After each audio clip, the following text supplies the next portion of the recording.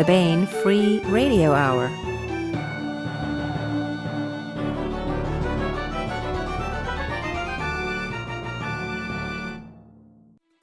On the podcast, give the stars a credit card, and boy did they go to town on new nebulas, ring accretions, and shrouds.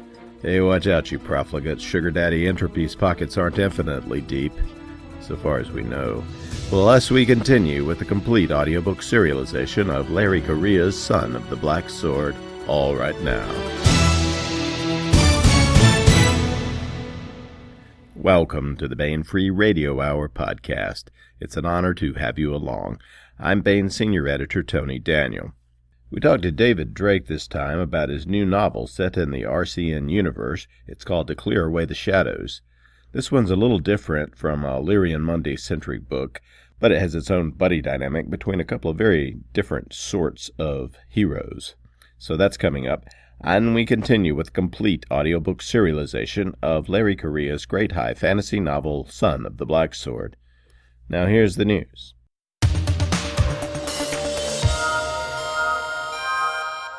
Hey, the June e-arcs are out and ready to spark into your ebook reader. Now, an e-arc is a virtual vessel designed to collect and rescue at least 2 of every base 2 numeral set. So after the righteous wrath of the main processing unit over the creation of Fortnite passes, programming can be reestablished within the virtuality. No. An e-arc is an electronic advanced reading copy. It is the galley of the book, the pre-proofreading, post-edited version of the book, which lets you read your favorite authors and series early, sometimes months early, usually, and read new books coming out generally, and as soon as they are ready for review, you can read them too. We offer these ebooks exclusively at Baen.com, by the way. That's where you find them. Out now in e-arc is 1636 The China Venture by Eric Flint and Ivor P. Cooper. Venture to save an empire. The newly formed United States of Europe sends an embassy to the Chinese Empire for all important critical resources nobody has ever needed before, at least not before an entire town showed up from 300 years in the future.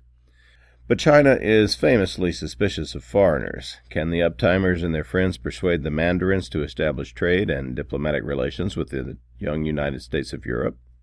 Their greatest asset is their greatest curse, knowledge that China is due for decades of mass suffering and civil war. Changes must come, but changes bring their own kind of deadly consequences. Also out in the arc at Baen.com is Stellaris, People of the Stars, edited by Les Johnson and Robert E. Hampson. Becoming the People of the Stars. Fundamental transformation. That is what it may take to reach our final destination. And we may not have a choice, as dangers from without and pressure from within human civilization forces us to adapt to a new star-traveling heritage. We may find that Homo sapiens is on its way to becoming a new and unique species, Homo Stellaris, the people of the stars. Original science fiction stories and accessible speculative pieces by top scientists that'll take you to that future. That's what we got here. Stories from award-winning authors such as Kevin J. Anderson, William Ledbetter, Todd McCaffrey, and Sarah A. Hoyt, plus essays on the science behind the fiction from Martin Rees, Astronomer Royal of the United Kingdom, Mark Shellhammer, Chief Scientist for the NASA's Human Research Program, and more. And finally now out as a June e-arc is The Chronicles of Davids, edited by David F. Sharirod. Stories with Maximum Dave. The history of science fiction and fantasy is filled with stories by what we like to call Davids of distinction. Now, for the first time, an anthology by people named David for everyone, even if your name is anything but David. Or if it is David, you can also read it. Read along as editor David F. Sharirod guides you through the strange, wondrous imaginations of the great Davids of the field, past, present, and future. 15 Tales by David Weber, David Drake, Gregory Benford, and David Bren, David B. Coe, D.J. Butler, who's Dave, Avram Davidson, David H. Keller, and many more Davids, that is. E-arcs for the Chronicles of Davids, edited by David F. Sharirod, Stellaris, People of the Stars, edited by Les Johnson and Robert E. Hampson, and 1636 The China Venture by Eric Flint and Ivor P. Cooper, are now available exclusively at Baen.com. All formats are available any kind of ebook you need. Get them early for your summer reading enjoyment. I want to welcome David Drake back to the podcast. Hello, Dave. Hi, Tony. David Drake was attending Duke University Law School when he was drafted. Served the next 2 years in the Army, spent 1970 as an enlisted interrogator with the 11th Armored Cavalry in Vietnam and Cambodia. Upon return, he completed his law degree at Duke and was for 8 years assistant town attorney for Chapel Hill, North Carolina. But since 1981, he's been a full-time freelance writer. His books include the genre-defining and best-selling Hammer Slammer series and the nationally best-selling RCN series, including Sea Without a Shore, Death's Bright Day, Though Hell Should Bar the Way, a lot of other titles, and out now at booksellers everywhere. We have To Clear Away the Shadows, which is a Republic of Cinnabar Navy series novel.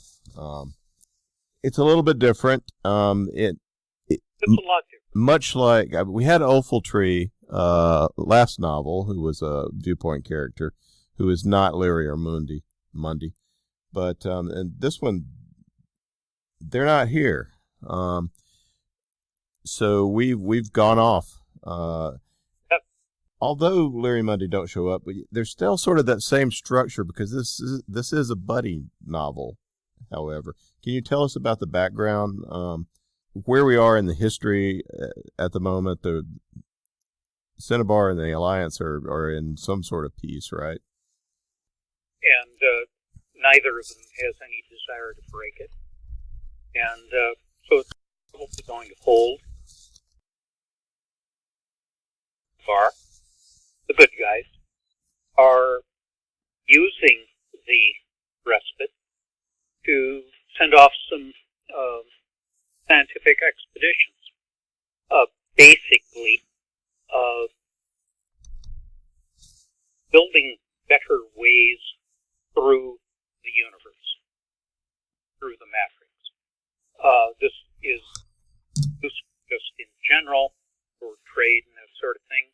It will also be useful if war should break out again, because the ship that we're following, the Far Traveler, is working in areas that have been Alliance based, and we're not barred to Cinnabar ships, but Cinnabar ships would be captured and sunk if found.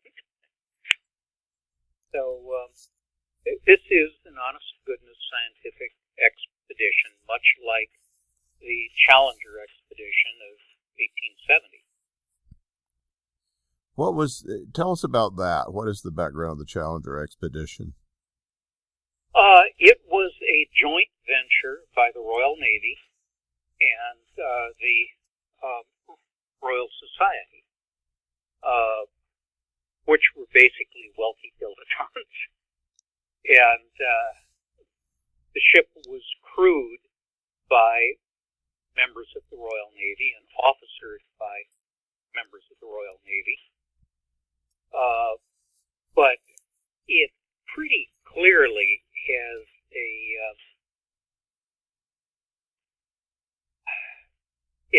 it certainly mattered who you were and who you knew to get on an expedition like that. One of the ship's officers was, in fact, the third son of British Earl, who was also a member of the Royal Society. So he was a member of high society, but son had some scientific background, but was mostly there for, he was a naval officer. He had training and skills of a naval officer, and he stood watches. But he also had his guns and dog along, and went hunting at stops in the South Pacific. He was a tourist part of the time, off duty. I mean, he was not neglecting his naval duty. But he was acting as a as a young gentleman, and the travel was being paid for by the Royal Navy in his case, but he was seeing a lot of the world. What did the Challenger expedition accomplish? What was their... Oh, an enormous thing. I mean, they were sounding, they were determining the depth of reefs, location of reefs, shoals, and the Challenger Deep, which is part of Marianas Trench, the lowest part, is actually named for the HMS Challenger, this ship. They plumbed being lead, plumbed the Challenger Deep in 1872 and found it was the lowest spot on Earth that had been found at that date. And in the century and a half since, it's still the lowest spot on Earth. I mean, this was real science. They brought back and cataloged specimens from all sorts of places, but their main duty was really to chart the oceans. Yeah.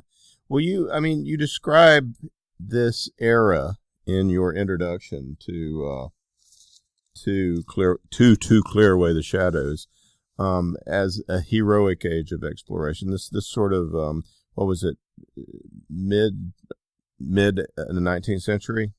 Mid to late, yes. You had amazing stuff.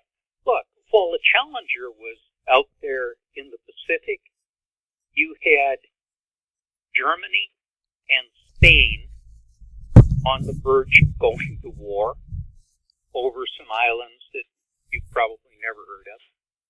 The Spanish were claiming to have them as colonial subjects since the 16th century, and Germany was looking for new colonies. The new Germany was its stamp on the world, literally. Painting the map green, or I suppose it would have been green, Felsgraf.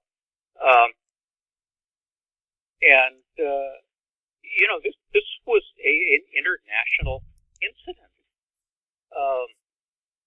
In fact, when the Spanish-American War broke out, there was a concern at one point that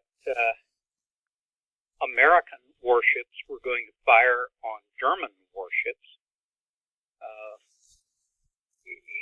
These were people who took things quite seriously, and the scientific expedition, which the Challenger's was, but she was a Royal Navy. She was a converted steam sloop, actually. But she was sailing through the middle of this sort of thing. You had wars going on between various native tribes, groups, sultans, if you will, on various islands. This was, and of course, Japan had just been opened to the West in 1854, I believe. The Challenger stopped there, and one of the things that Cochrane, the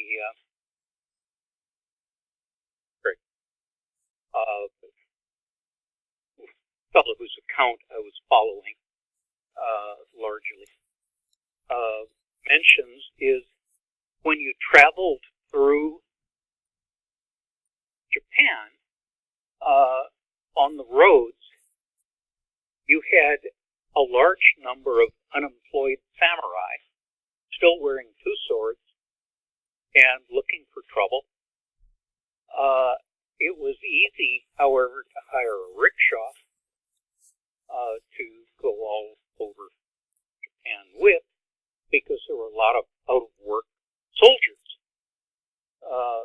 The Mikado, the military dictator, had been overthrown in a revolution, and the revolution was actually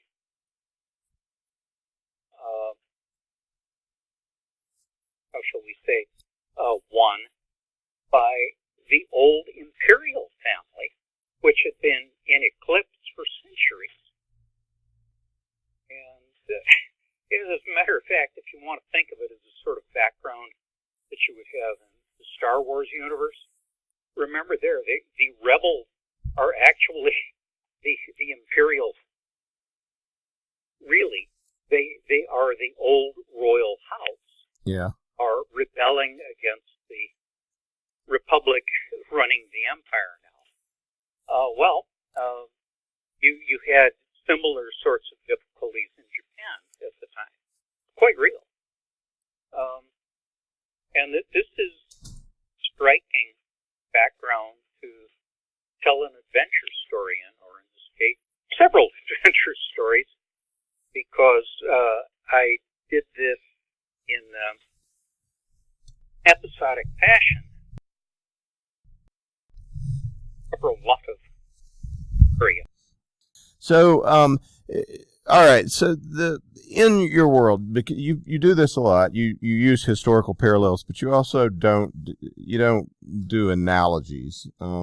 The Republic is not England, and the Alliance is not France, right? Oh no. Or something like that.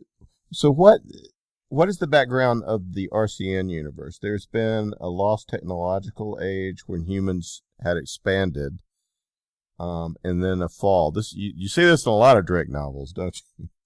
Well, yes. Remember, I started out and am a classicist, and you start looking at things in a historical perspective. You kind of get that notion of, well, things were really different 200 years ago. And, we're trying to get back to that level, whatever that level might be. But, yeah, the background here is there was a starfaring age of human exploration, human expansion. And it crashed when basically the home world and a number of the major colonies had serious outs. It crashed in a big way, much as the Roman Empire did. And people then have been clawing back, and they have rebuilt a very considerable civilization with, various difficulties. Yeah. But so while they're exploring planets that have humans on them, but they are unknown still to at least our. Yes, absolutely. Presumably, human expansion in the prehistoric period was, very complete, but they're now finding that there were at least 5 different, if you will, humanoid, and possibly lending some of their DNA to modern man, not just Cro-Magnons. There were other human races that came separately up. So, yeah. So, in the RCN universe also, long before humans, there was also a predecessor species that is so lost in time that it may not, that it's not clear it existed. But we are beginning to see evidence that it did in To Clear Away the Shadows.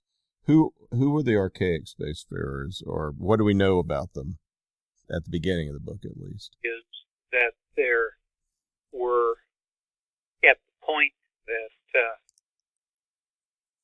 modern human exploration has been taking place, they have been finding occasionally things where species with human DNA that have diverged from humanity enormously seem to have existed. There are artifacts frequently made of clear silicon carbide, moissanite. Still remain. It's extremely refractory, but no signs of activity by any. We don't have any idea who the archaic spacefarers were, or even what species they were. They almost certainly were not human, but some humans, of course, think they were, because it's a matter of religion at this point. Yeah, this upstart political entity, the Shinings. Yes, the Shining Empire. That's what they call themselves. I think they're related to the Archaics, but they're probably not, right? Well, the species running the Shining Empire is human. The Archaics probably were not human. We can't prove that. But as a matter of faith, they believe they are related. And who knows? You and I apparently have some Neanderthal genetics. And not only that, but some Hobbit genetics. That's true. That crazy short species that they found over in Asia. So, I mean, the archaic spacefarers and the slow accumulation of some knowledge about them and what it might while this is a peripatetic novel or a periodic in the way that you constructed it, still that's sort of the thing that's holding the thing together, because this is what Harry and then Rick are drawn into looking for, and it affects each of their adventures. So maybe we could talk about our main characters. You want to start with Rick? He's pure RCN, right? Sorry, I didn't catch the last. I said, you want to start with Rick Granville? He's pure RCN. He eats and breathes and lives. Yes, he does. He is a naval officer and has all the knowledge and skills that you would expect of a smart, active naval officer. He would just soon be on a pirate chaser. But he doesn't have family money. And when he's offered a post as third officer on an exploration ship, he cheerfully takes it. Well, he mentions that the alternative is there's so many people, because of peacetime, there's so many officers who are on half pay, which was the bane of the the British Navy existence, right? Yes. Well, if the Navy didn't have something to do with you, you didn't lose your rank, but they stopped paying you full pay. You were on your own. You can think of it as layoff pay. And if you've got a lot of family money, and many of them did, or you were of a high enough rank that half pay was actually a decent amount of money, but in that case you probably had some family money also. But if you're an ensign or a lieutenant, and we do not have ensigns in this universe, which is basically based on the Royal Navy of 1740. The structure.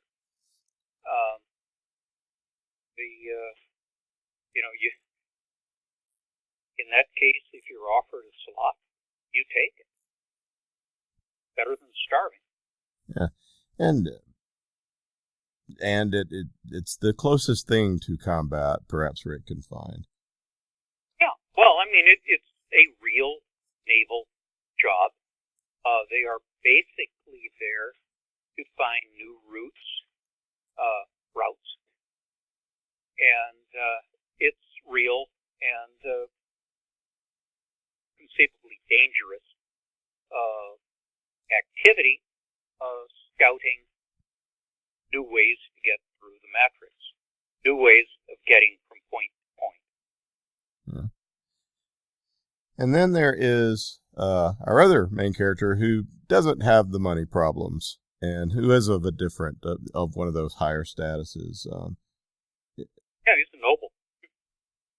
Tell us about Harry, if you will.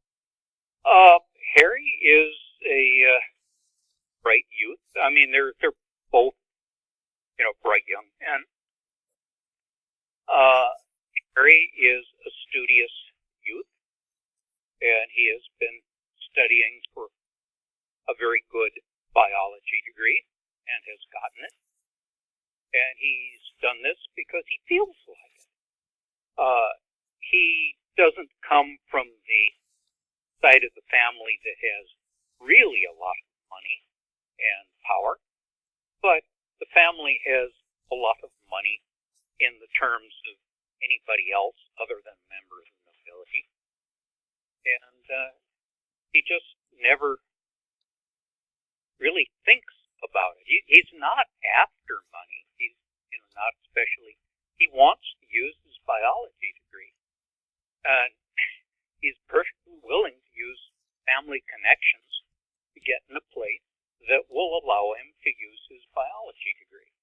So this is a great position for him, though he's completely lost in the RCN, because he doesn't have the background. So he's a personable fellow. Well, he's not interested in. He lives in a society where you use your status, and it's not something bad to do, right? He's at the same time he's not an asshole about or a jerk about it. Yeah. He's a young man who has advantages and who properly uses them, and he's got a good degree. And he didn't buy that.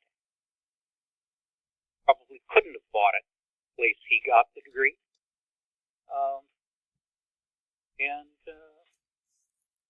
He wants to go out and be a zoologist. So Rick and Harry have they're kind of opposites that at the same time are capable of becoming friends.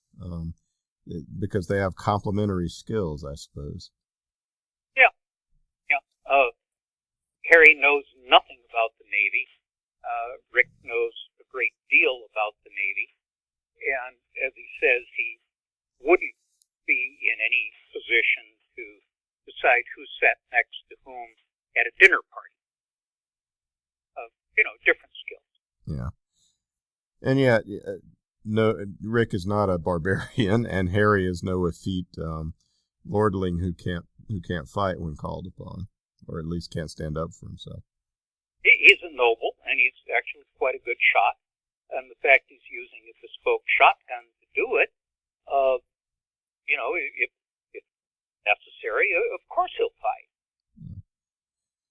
And he is called upon to do it. What about a third character who's really a compelling character in the book, even though she doesn't show up a whole lot. She does at important moments. Who is Joss? What's her story? Actually, the best background on Joss is in the story I wrote to write myself into this new universe, which is the Savage. Mm-hmm. And it will appear in Book of David, sir. The David. What the heck are you? The Chronicles of David's, and that is September book. Yes. I got what I thought was a ridiculous request to do a story in a collection of books written by people named David or Davidson or something. And and it's David Mattingly did the cover, and David F. Rod is the editor. Look, I thought it was a screwy notion, but basically I was given carte blanche to do the best story I could. And I chose to do a story that would bounce me into this new universe. It's completely different. And so I did a story that was completely different. And the central character, it's another exploration ship. It's a different one. But we get into that. And Joss is a character who appears sort of by the by in that one, getting hired as a local hunter. Except she isn't really local, because she's been a mercenary, if you will, for the Alliance during 10 years or so, and in a very hard unit. If you want to think of them as comparable to the Derlevanger Brigade, there's a lot of similarity there. These were people who, for one reason or another, the Guarantor Pora was perfectly willing to have killed. But they were given jobs to do that nobody else was willing to do, for one reason or another. Some of them were extremely hard jobs. Some of them were extremely nasty jobs. And they did them. And she's now been demobilized, so to speak. She can't very well go back home, which is basically a savage village, which she came out of, and was glad to come out of. And so she's hoping to get a job using her skills, keep a job using her skills with the RCN. And her skills involve hunting, trapping, camouflage, this sort of thing. And she has enough background of civilization that you can trust her to take photographs of objects in situ before shooting, for example, which very few... this is one of the things that was noticed in real 19th century expeditions. If you're going to gather birds of paradise from New Guinea, which is one of the things a number of the groups did, you're going to have to use native hunters, because nobody else in 1850 was going to be climbing mountains in the heart of New Guinea.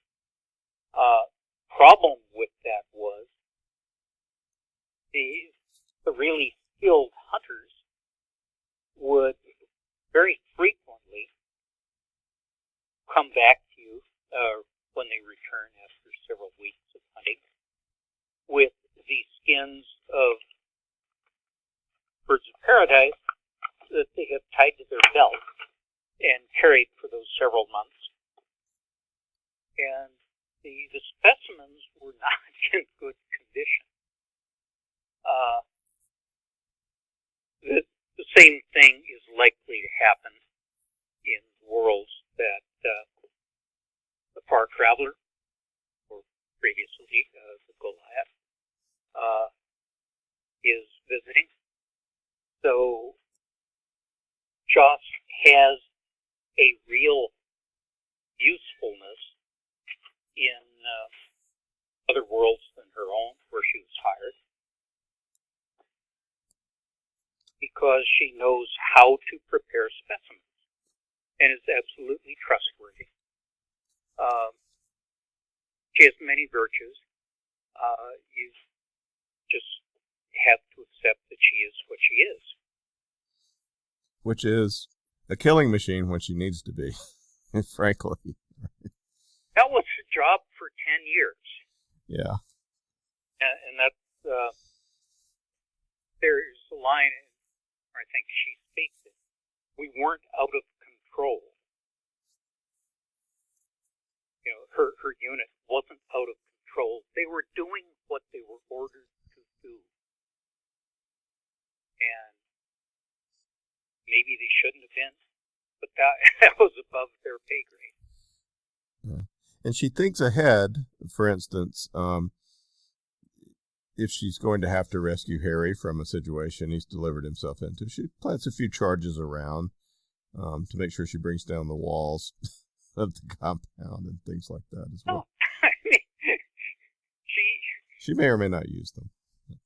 She's used to planning military situations. Well, she's really cool, and someone that both of the guys come to trust. What we're on the Far Traveler. They don't call it that; they've nicknamed it. Yeah. How does the explain briefly once again how star travel works in the RCN milieu?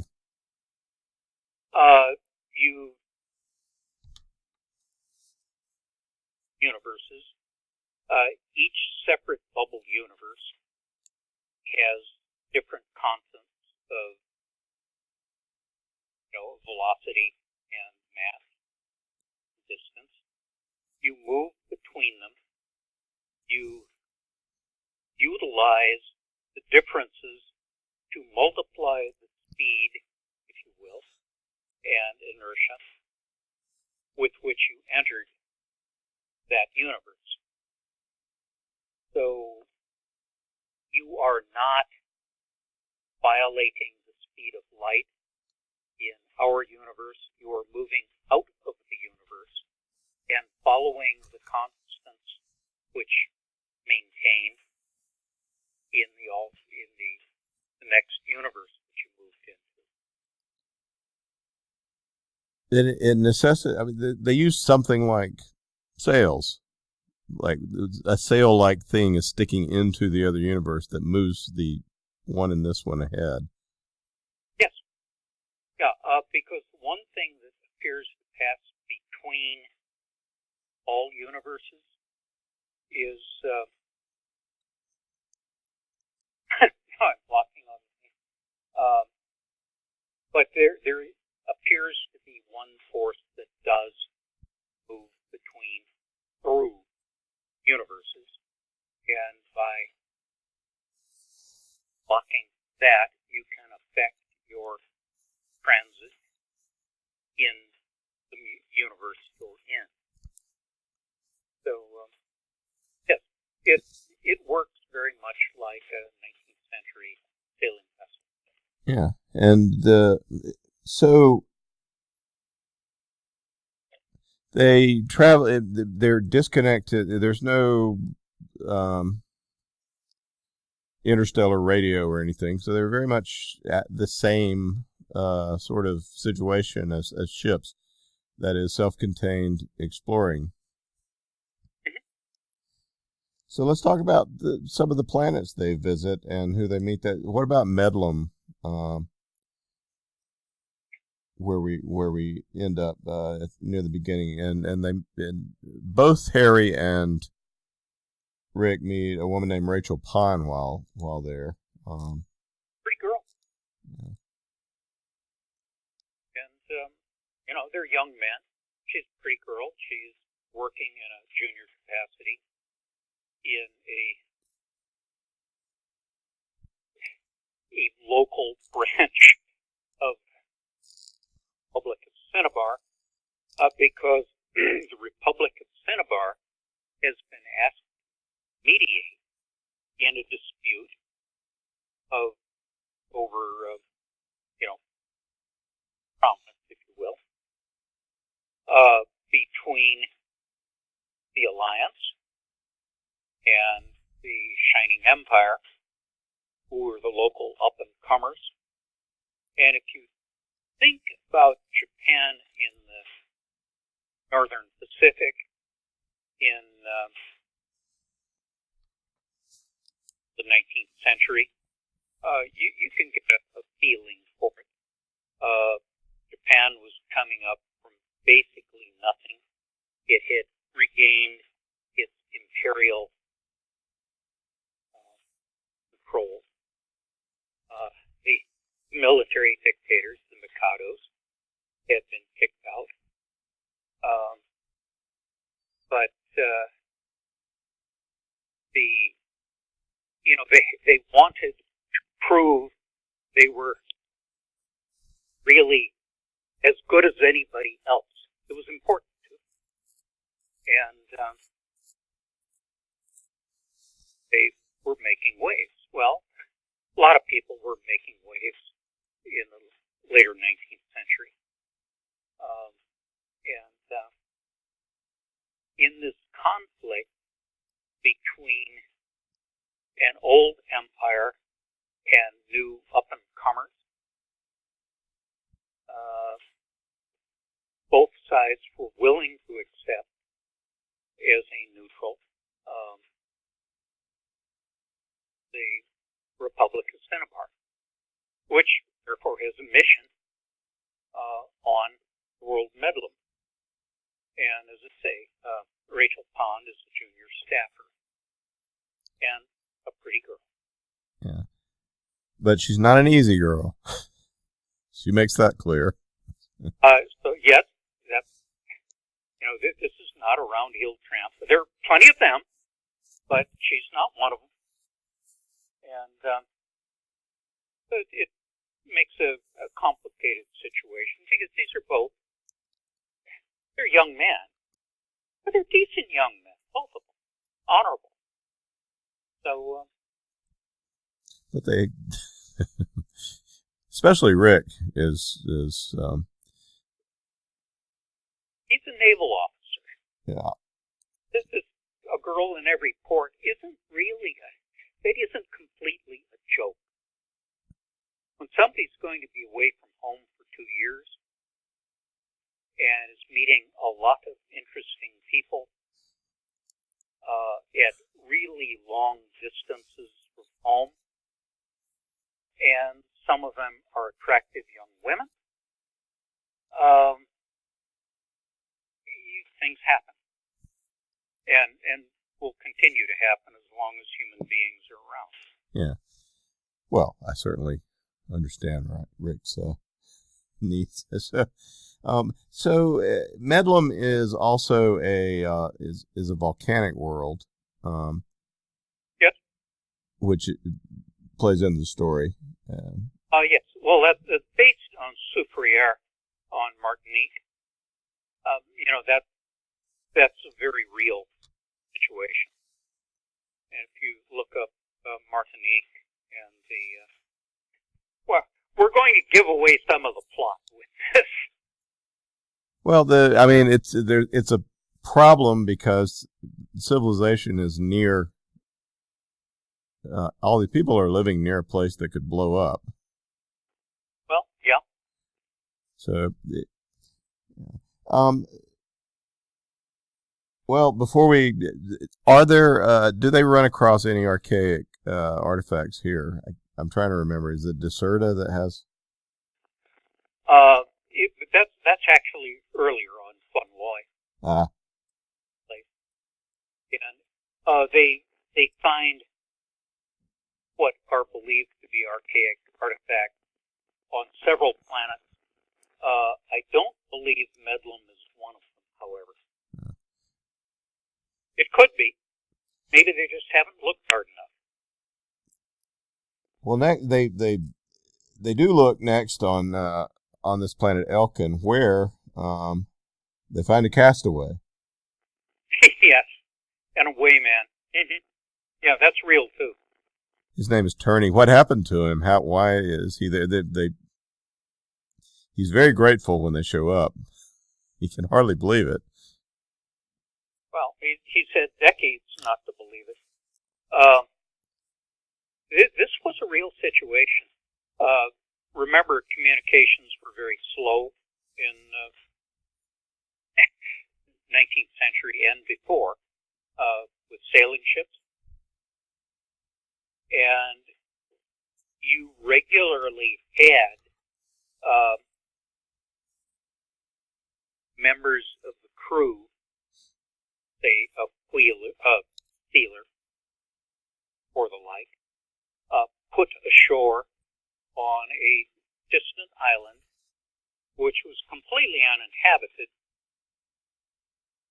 except for some, the seals would come once a year in some numbers, and the Awaymen would gather seal skins. Yeah, and the like. This was true in a number of places where you had quantity, stuff that was valuable in quantity but was only irregularly available. And you just put somebody there and came back in 6 months or a year or 2 years. And that's if the ship didn't sink or something. Because these guys could be there for the rest of a very long life. Things went wrong.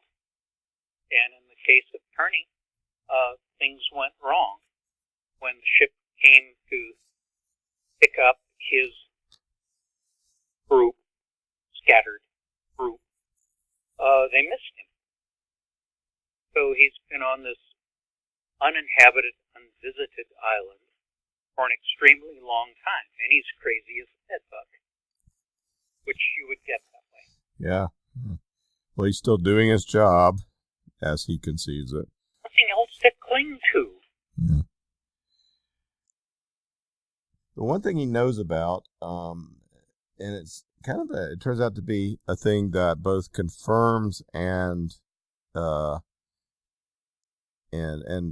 gives pause to Harry about the archaics,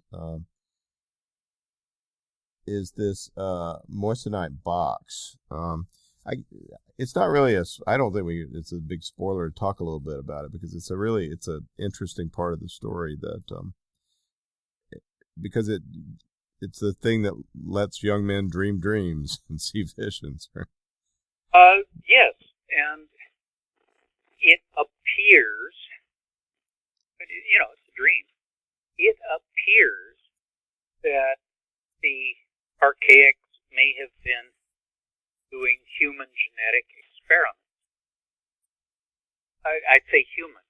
Been doing experiments on forms of life on the various worlds they find. So this sentient, thinking beings they were messing with. Yes, including, as I say, as has been suggested in earlier books in the series, human beings in some cases. Mm-hmm.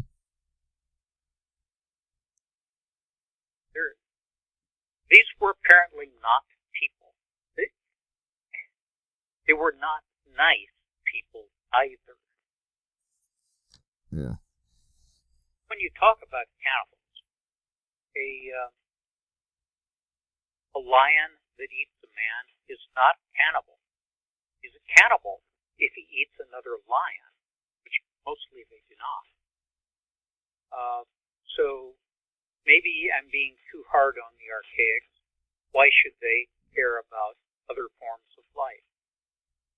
Lesser forms of life, by definition, in this, the archaics had star travel, and the people the creatures they were experimenting on did not have star travel, and therefore were lesser forms of life. Having said that, I wound up finishing this book with the feeling that they are not folks I would have wanted to know better. Just as well, they have all vanished from the universe, we think Yeah. Well, Harry is not too happy with them on a moral plane. So lest we think there's no action, there's plenty of action in the book, especially on Mindoro. What happens to Rick? Well, you have a case where the government has been overthrown. They want to use him to coerce the release of some prisoners. Right. You have a couple of local parties feuding. One of them aided by foreign power. This, if you want to think of it as similar to that situation taking place in Ecuador after the War of the Pacific, where you had Chilean forces in charge, but all of the different, half a dozen different rebel movements against them, which if they had all gotten together, might have been able to throw out the Chileans. But on the other hand, if they'd been able to get together, the Chileans wouldn't have defeated them. So you have that sort of a situation where various parties within the local community are at odds, and one or more of them is hoping to use the foreigners, in this case, Centaur forces, as a negotiating ploy against the others. And Rick winds up being grabbed as a ploy. This is this way he was grabbed. It wasn't a honey trap because the girl he was with here was not in on it. They'd just been Local talent, and he was, a sailor ashore, and he was with her, and a bunch of guys come in and grab him. Yeah. Grab her because they're not interested in her. She's just a local whore. Yeah. So this is a spot where Harry really proves his mettle as well. The captain is Captain Bolton. Protests loudly, but is not incredibly effectual in this situation. One of his men has been kidnapped on a strange world. Well, he doesn't have really much to operate with. He can protest to the government, but the people who appear to have grabbed this RCN lieutenant are opposed to the government to begin with.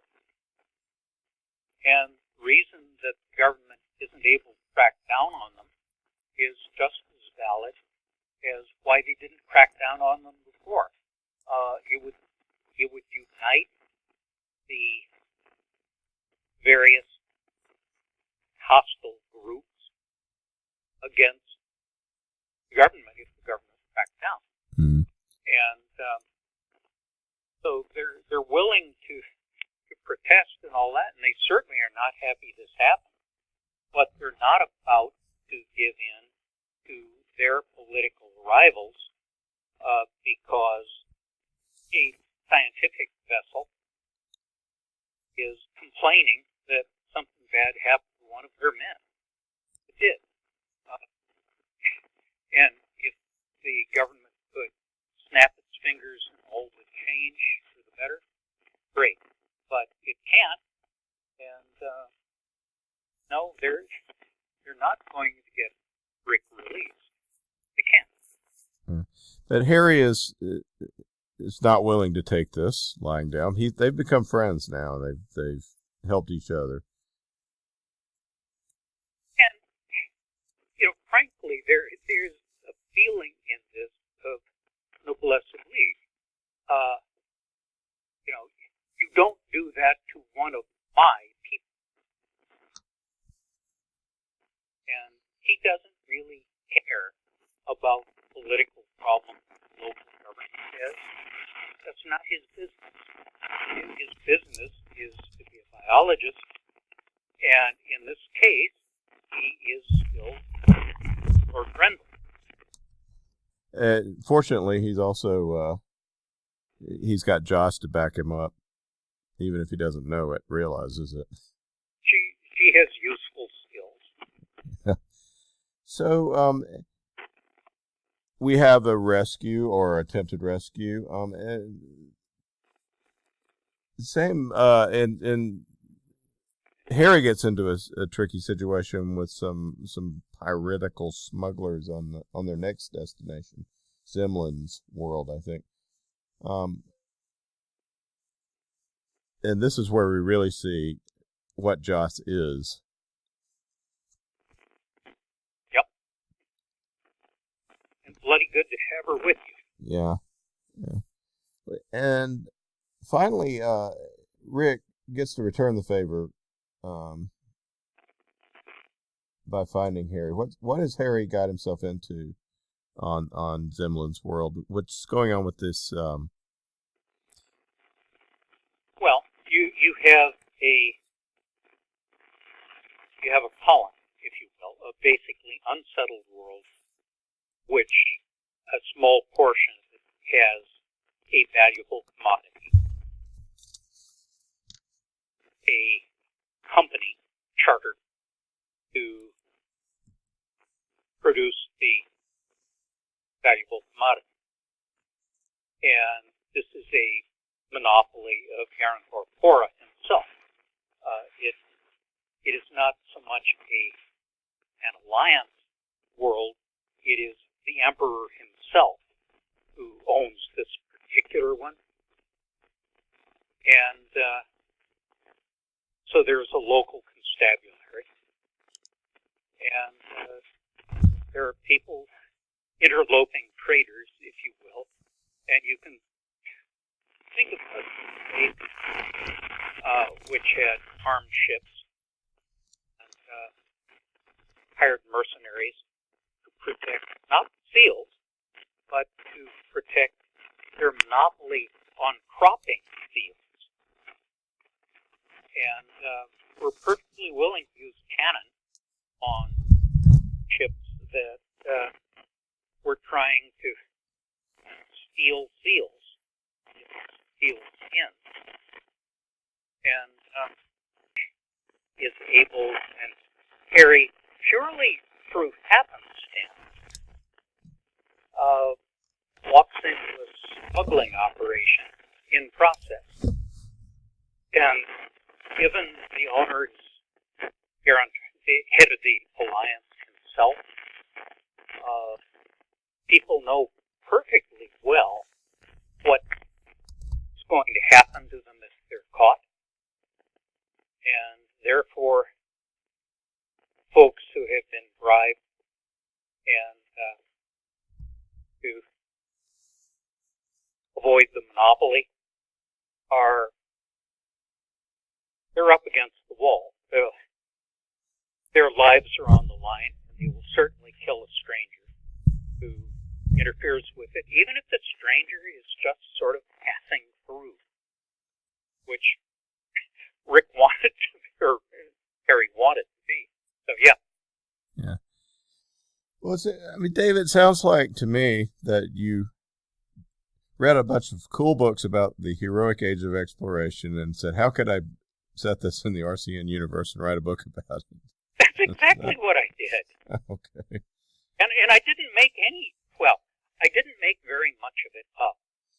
The results of Soufriere, the volcano on Martinique going off, there is a memoir by a U.S. naval lieutenant, which I read in a 1926 Weird Tales, oddly enough. But he happened to be there shortly thereafter. And his job was, among the people who had been killed were the American consul. His job was to lead a party of sailors to recover the consul's body through this volcano devastated community of 3,000 who have been killed. And, there is a lot of first-hand material available on this stuff, and you don't have to make things up. It's really a wonderful, exciting book. So I tried to put that in the books. So. Yeah, and the relationship between Rick and Harry it's fun. It's different, very different from Larry Mundy, but at the same time, it's got its own dynamic that's really cool. Right. So what are you working on at the moment? Well, I'm relaxing from having, as you know, crashed this latest book out, and I am gathering notes toward another book in the Time of Heroes. That would be a third PAL book. Cool. Moving along. Yeah.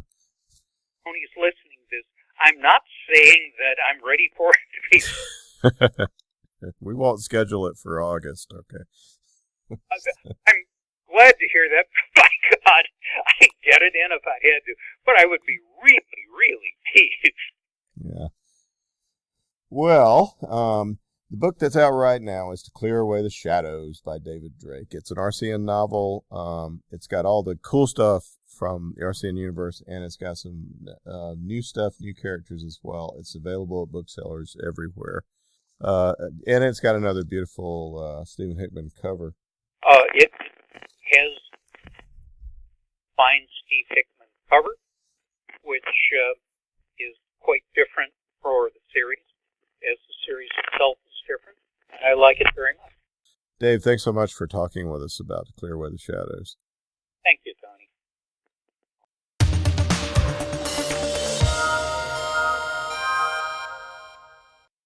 Now we continue with the complete audiobook serialization of Son of the Black Sword by Larry Correia, Book 1 in the Saga of the Forgotten Warrior.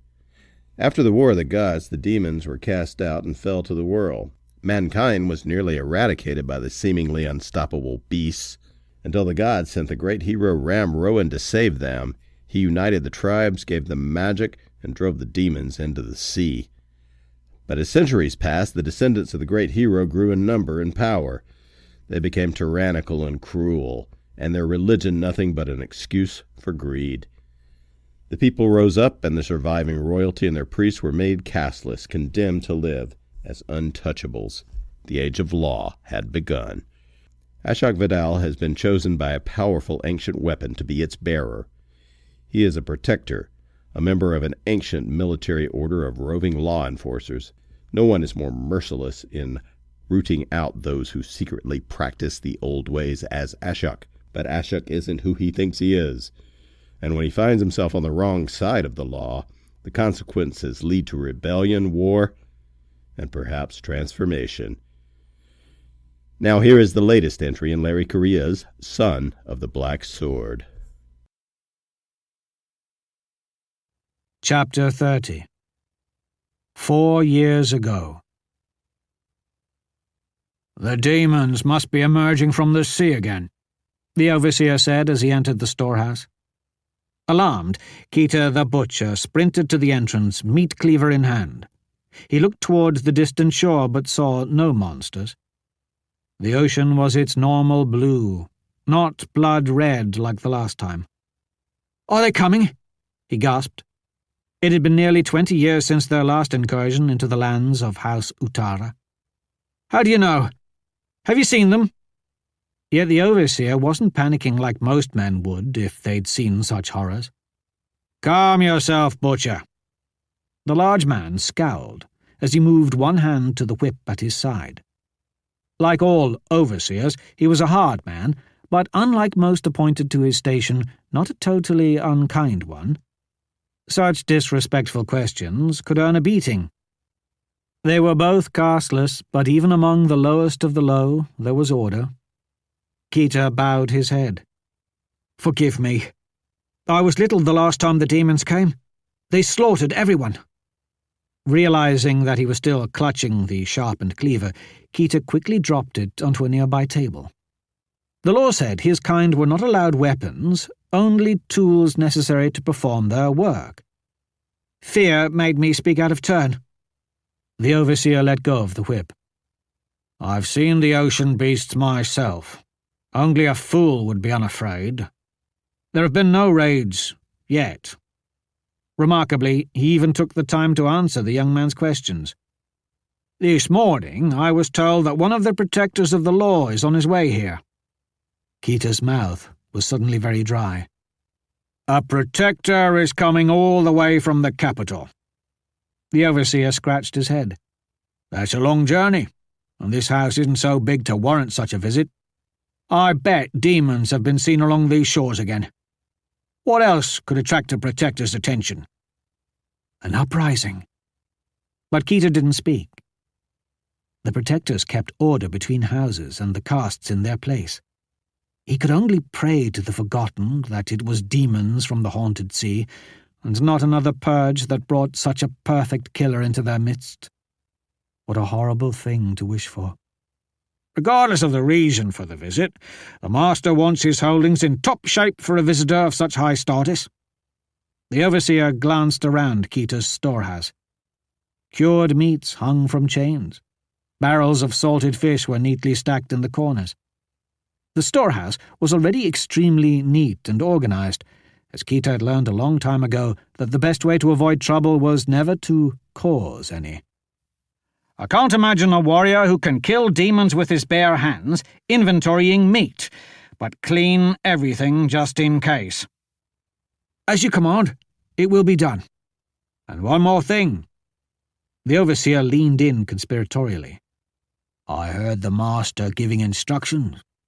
If it is demons, and we're raided, the warriors are to protect the master's household first, then the town, then the livestock next, and once the cows and pigs are safe, only then see to the castless quarter.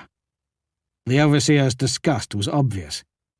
It's nice to know that years of loyal service has made it so that our master values the chickens more than he values the lives of my children. Was this a test of his obedience? That is how they are valued according to the law. I don't think demons honor the law. The overseer's eyes darted toward the discarded meat cleaver. I'd keep that handy, if I were you. That is just a tool, necessary to fulfill the responsibilities assigned to me, Keita said automatically. I would never— Of course. The overseer nodded, pretending he had not noticed the way Keita had held it earlier. It's just a tool. I forget myself. That's not a wise thing to do with a protector coming. I will spread the word. Get back to work. He waited until the master's man had left the storehouse before returning the meat cleaver to its place on his apron. The overseer was correct. The master and the law were correct. A sharpened piece of steel was just a tool. The spears, knives, and clubs Keita had been secretly stockpiling beneath the barrels of fish were also just tools. His mind was the weapon.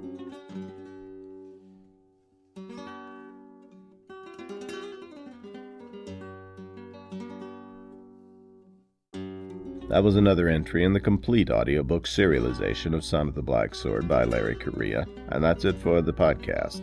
Thanks to Audible.com and to podcast theme composer Ruth Judkowitz, and a newly found Latin history of the fall of the Republic, acquired from an amphora during the basement digging of a new bordello in Rome, and written in the Latin version of limericks, which attributes the rise of Augustus to Roman teens suddenly eating a bunch of those strange cakes known only as Titus Podiuses. Plus thanks, praise, and gratitude to David Drake, author of To Clear Away the Shadows.